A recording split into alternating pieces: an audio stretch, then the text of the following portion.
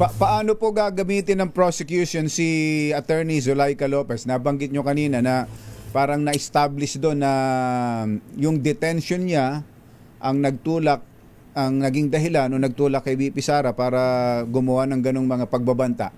Paano, parang hostile witness ito, ano, Attorney, ang mangyayari sa kanya.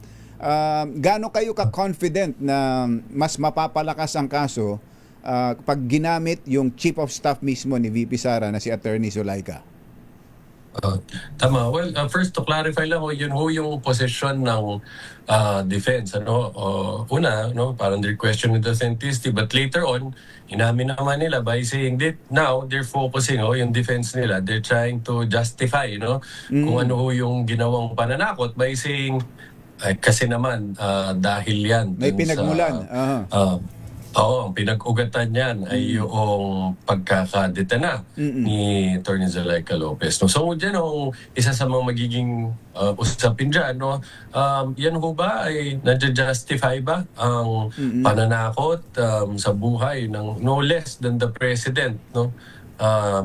At pag-amin na actually meron ka ng nakasunduan sa isang mamatay tao, na gawin ho itong napakasamang bagay na to. Ngayon, yung sa tanong niyo ho kung paano siya magiging relevant, well, depends ho mismo nagpakita na nandun din ho si Atty. Zulaika sa loob ng kwarto na yun. So maybe it could give some information about yung surrounding circumstances when it happened. Pero ang malago ho dito, dapat mag-concentrate tayo, hindi lang dun sa mismong oras na ginawa yung pananakot. Itong mga ebidensya na ipapalabas natin, makikita na hindi lang ho ito isang beses nangyari.